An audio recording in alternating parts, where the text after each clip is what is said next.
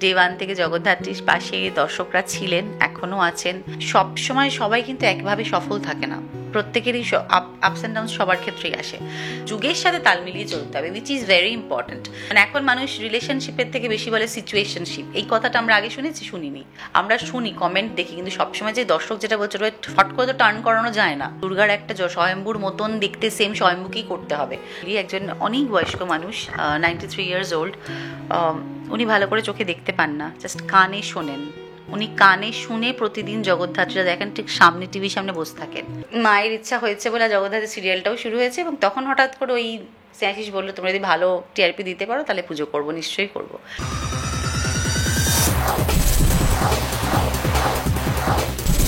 এই মুহূর্তে চলে এসেছি মুখার্জি বাড়ি কর্ত্রীর কাছে, যার কথায় সবাই কিন্তু উঠে বসে, এবং সে ভিলেন হোক বা নায়ক নায়িকা সবাই কিন্তু তাকে খুব সম্মানও করে, ভয়ও পায়। সেটা আর কেউ না, আমরা চলে এসেছি কৌশিকী মুখার্জির কাছে, যার নামে কিন্তু একদম বাংলা কাঁপছে। বলো। হ্যাঁ, ভয় পাই কিন্তু সম্মানও করি। তো বল, এত সম্মান পেয়ে কেমন লাগছে একটা ক্যারেক্টারের দ্বারা? সে তো সম্মান পেতে সবাই ভালোবাসে, সবাই পছন্দ করে, ভীষণ ভালো লাগছে। এখন তো মনে হচ্ছে আমি সবার বর্দি হয়ে গেছি, রাস্তাঘাটে দেখলে বলেই তো বর্দি যাচ্ছে। তো বর্দি হয়ে ভালো লাগছে, তোমাকে ভয় পাওয়াতে পেরেছি, এটাও খুব ভালো লাগছে।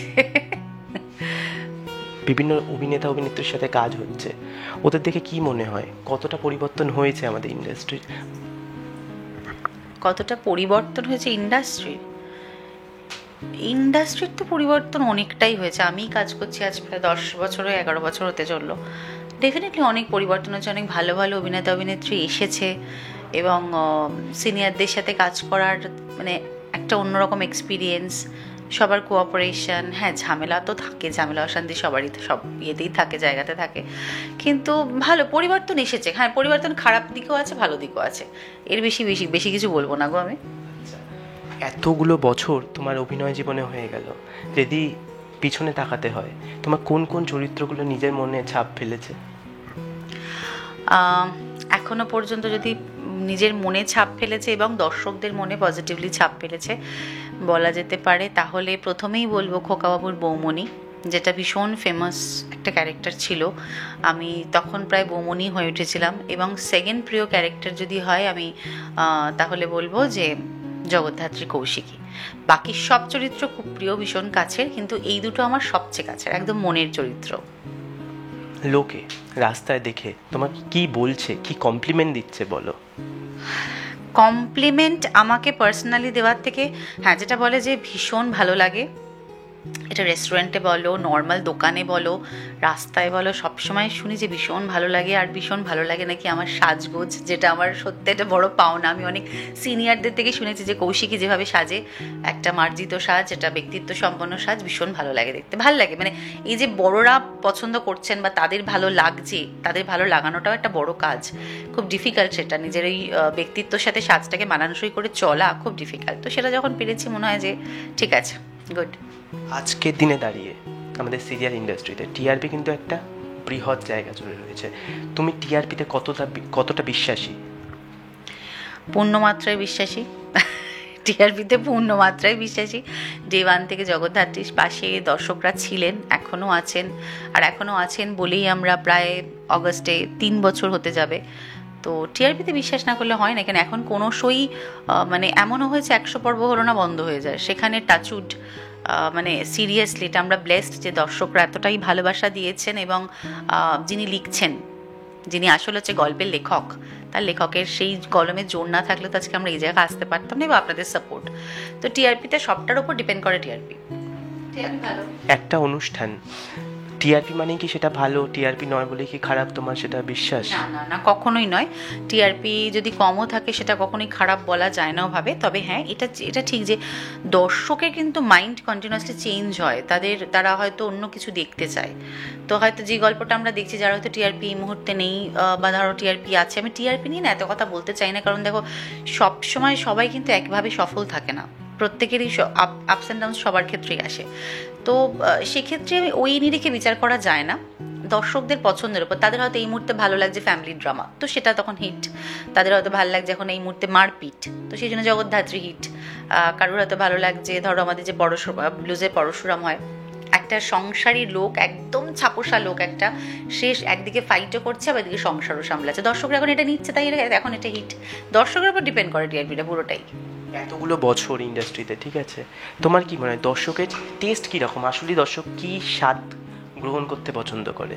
এটা আমি তোমাকে জিজ্ঞেস করবো, তুমি বলো তো কী স্বাদ গ্রহণ করতে পছন্দ করে? আমরা তো পারফর্মার। আমার তো মনে হয় দর্শক যেটা চায় সেটাই কি আমরা যেটা চাই সেটাই আমরা পাওয়ার চেষ্টা করি।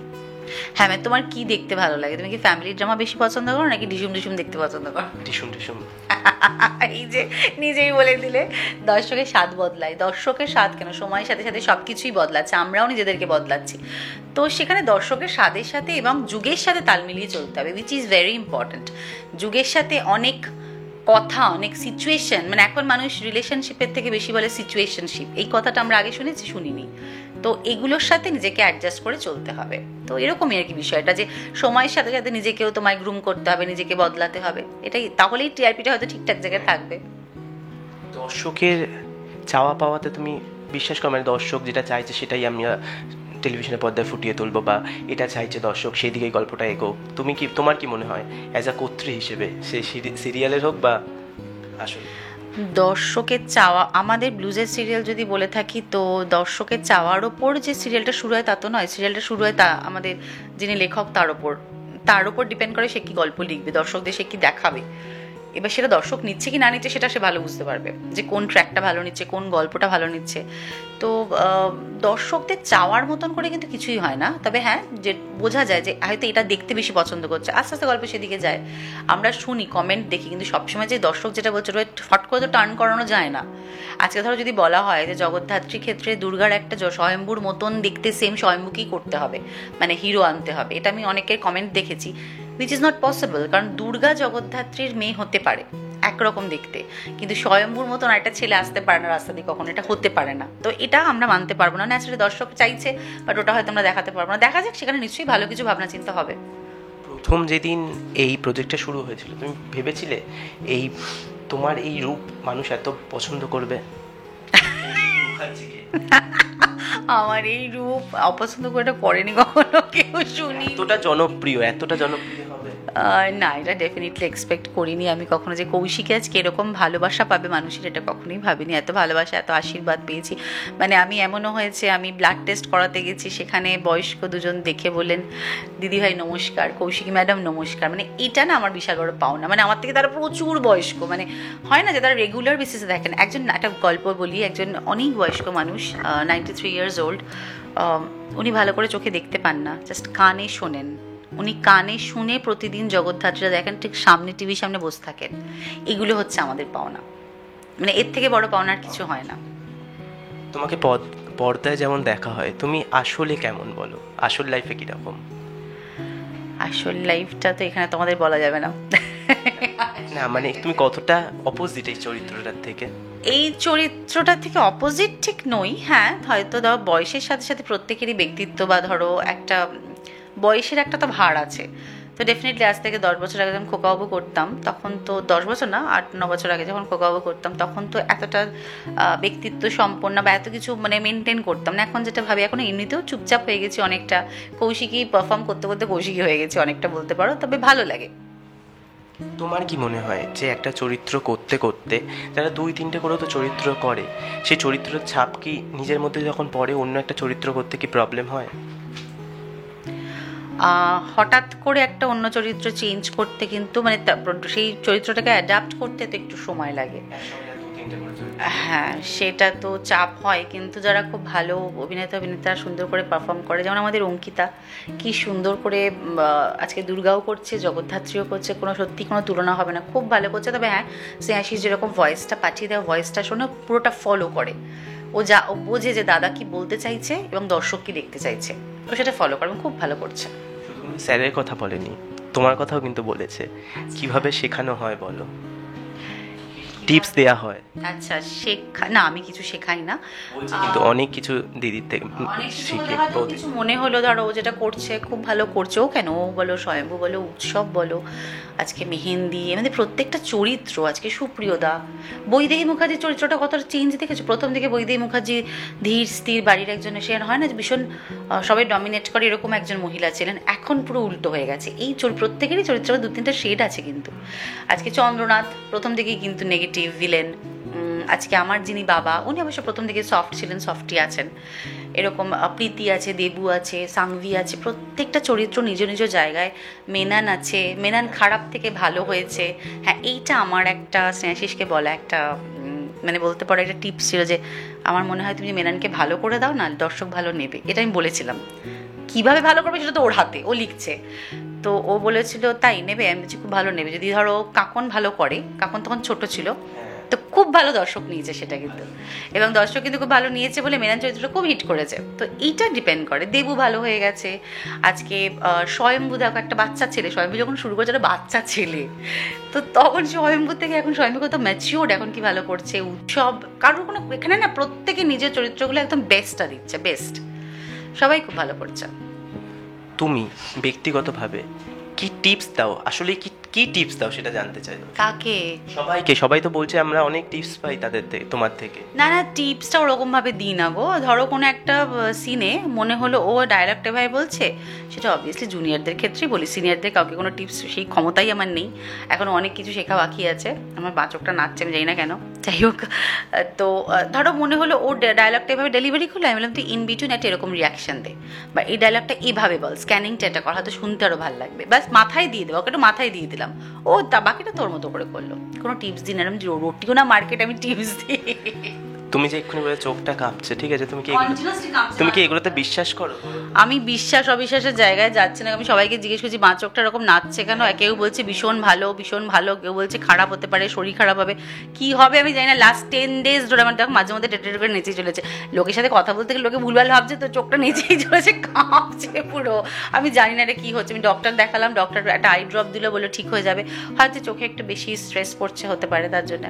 এই জগদ্ধাত্রী সিরিয়ালটি শুরু হওয়ার পর থেকে এবং সফলতা পাওয়ার পরে তোমার বাড়িতে পুজো শুরু হলো, জগদ্ধাত্রী পুজো, সেটা দর্শক জানতে চায় যে এটাই কি মেন কারণ? এটা মেন কারণ বলতে আমি দর্শকদের বলেওছি কেন পুজোটা শুরু হয়েছে, সেটাও বলেছি। জগদ্ধাত্রী পুজো কিন্তু সিরিয়ালের জন্য যে হয়েছে তা কিন্তু নয়, এটা আমি বলে দিই। আমার আর আমার হাজব্যান্ডের বহুদিন থেকে ইচ্ছা ছিল যে একটা পুজো, মানে দুর্গা পুজোটা যদি শুরু করা যায়, কিন্তু দুর্গা পুজো 4 দিন ধরে করতে হয়, সেটা যদি বাড়ির মধ্যে করা পসিবল না হয়, কারণ আমার শ্বশুরবাড়িতে আগে দুর্গা পুজো হতো, সেটা কোনো একটা কারণে বন্ধ হয়ে গেছে। তো স্নেহাশিসের খুব ইচ্ছে ছিল আবার যদি দুর্গা পুজোটা শুরু করা যায়, তো ওই হঠাৎ বললো দুর্গা পুজো না করে যদি জগদ্ধাত্রী পুজোটা করি, তাহলে একদিনে সবটা 4 দিনে পুজো হয়ে যাবে। এই আলোচনা চলছে কিন্তু আমাদের, ধরো আজ থেকে 2018-19 থেকে চলছে, জগদ্ধাত্রী শুরু তো হয়েছে 2022-এ, জিনিসটা সিঙ্ক করে যায়। এই আলোচনা চলছিল হবে হবে হবে, মায়ের ইচ্ছা হয়েছে বলে জগদ্ধাত্রী সিরিয়ালটাও শুরু হয়েছে, এবং তখন হঠাৎ করে ওই স্নেহাশিস বললো তোমরা যদি ভালো টিআরপি দিতে পারো তাহলে পুজো করবো, নিশ্চয়ই করবো। তো ভালো টিআরপির সাথে সাথে হয়েছে, তাই পুজো করা শুরু হয়েছে। পুজো শুরুর কথা কিন্তু অনেক দিন থেকে চলছে, এমন না যে সিরিয়ালের জন্য পুজো হচ্ছে। সব জায়গায় তো তোমার পজিটিভ ক্যারেক্টারই দেখা যায়, নিজেকে নেগেটিভ ক্যারেক্টারে দেখতে ইচ্ছে করে না পর্দায়? নেগেটিভ ক্যারেক্টার নিশ্চয়ই করব, আজ না হোক কাল, ভবিষ্যতে নিশ্চয়ই করব। অফার এসছে আমার কাছে নেগেটিভ ক্যারেক্টার করার জন্য, কিন্তু যেহেতু আমি সব ক্ষেত্রে আমি স্নেহাশিসের সাথে ডিসকাস করি, ও বলেছে এখনই করো না, কটা দিন বাদে করো, এখনও করবো না। নেগেটিভ ক্যারেক্টার একটা অভিনেতার জন্য কতটা চ্যালেঞ্জিং হয়ে দাঁড়াচ্ছে, কারণ সে তো আসল লাইফে একদমই সেরকম নয়। তুই কি করে জানলে সে সেরকম নয়? বলে তো নিশ্চয়ই সেটা সবাই। নেগেটিভ ক্যারেক্টার খুব চ্যালেঞ্জিং, আমার মনে হয় সব থেকে কঠিন, মানে অভিনয় কিন্তু নেগেটিভ যারা করে, যারা ভিলেন হয় তাদের অভিনয় অনেক বেশি টাফ যারা পজিটিভ তাদের থেকে, এটা আমার পার্সোনাল ধারণা। এবং আমি দেখেওছি ওই যে মুখের এক্সপ্রেশন, ওই যে একটা হিংসাত্মক ব্যাপারটাকে ফুটিয়ে তোলা খুব ডিফিকাল্ট, এবং এটা সত্যি চ্যালেঞ্জিং। বরং পজিটিভ ক্যারেক্টার করা অনেক সহজ, অনেক। দর্শক সামনে কি দেখতে চলেছে বলো? তুমি কি আজকে খাতা নিয়ে এসছো? প্রশ্নের খাতা, একের পর এক প্রশ্ন পড়ে। কি কি দেখতে চলেছে বলো, লাস্ট আমি তোমাকে বলবো না কি দর্শক কি দেখতে চলেছে, আমি কোথা থেকে যদি হিন্টস দেয়া যেত। জানতাম তো বলবো। আমাদের গল্পের আমি কিচ্ছু জানি না। আমাদের যে ভদ্রলোক লেখেন, মানে আমার হাজব্যান্ড, উনি ইনস্ট্যান্ট গল্প ভেবে লেখেন। এটাই হচ্ছে ওনার ক্রেডিট, ওনার ক্ষমতা, ওনার স্ট্রেস। ডেফিনেটলি প্রচণ্ড স্ট্রেসফুল একটা ওয়ার্ক। আমি যদি জিজ্ঞেস করি কালকে কি হবে গো, জানি না তো, ও বলতে বলতে যায়, ভাবতে ভাবতে বলতে যায়, আমি জানি না কালকে কি হবে। এই ধরো জগদ্ধাত্রী এখন যে কথা বলতে শুরু করেছে, বাট খুব ভালো ভালো টুইস্ট আমি এপিসোডে দেখছি, যেটা আমি দেখে ওকে বললাম দুর্দান্ত টুইস্ট চলছে। কিন্তু জগদ্ধাত্রী সেজে, মানে মায়ের লুকটা নিয়ে দুর্গা এখন প্রত্যেকটা লোককে ধরবে ওই রকম সেজে, অসুস্থ সেজে, এটা দুর্দান্ত। এবং এর মধ্যে আমার মনে হয় কমেডি এবং সিরিয়াস অনেক কিছু আসতে চলেছে। লাস্ট কি বলে দেয় বা দর্শকের উদ্দেশ্যে যে দেখতে হবে সব? যাকে তোমার প্রশ্নের যে খাতাটা বন্ধ হয়েছে, তাহলে ফাইনালি জগদ্ধাত্রী দেখতে হবে বলে আমি আর নতুন করে আবদার করবো না। আপনারা দেখেন বলেও আমরা, মানে বলে আপনারা রেগুলার সন্ধ্যে 7টার সময় দেখছেন, তার প্রমাণ হচ্ছে আমাদের 3 বছরের যাত্রা, জার্নি। এটা সব থেকে বড় প্রমাণ। তো আপনাদের প্রত্যেককে আমাদের তরফ থেকে, আমাদের টিমের তরফ থেকে অনেক শুভেচ্ছা, অনেক ভালোবাসা। আমি সবার হয়ে আমিই বললাম, এত ভালোবাসা দেওয়ার জন্য। প্রায় 3 বছর হতে চলেছে, 3 বছর ধরে একটা সিরিয়াল এই জায়গায় রয়েছে। এটা আপনাদের ভালোবাসা ছাড়া সত্যিই সম্ভব না। বারবার আমি এক কথা বলি এবং সবটা মন থেকে বলছি, এই ভালোবাসাটা যতদিন জগদ্ধাত্রী চলবে, সেই কম দিন চলুক বেশি দিন চলুক, আপনাদের এই ভালোবাসাটা যেন সবসময় থাকে। ব্যাস, আমাদের চলার পথে এইটুকুই দরকার, কিছু দরকার নেই। টলিউড ফোকাস কলকাতা চ্যানেলটি আপনাদের ভালো লেগে থাকলে লাইক করুন, সাবস্ক্রাইব করুন এবং আপনাদের পছন্দের ভিডিওটি অবশ্যই শেয়ার করুন। Tollywood focus Kolkata.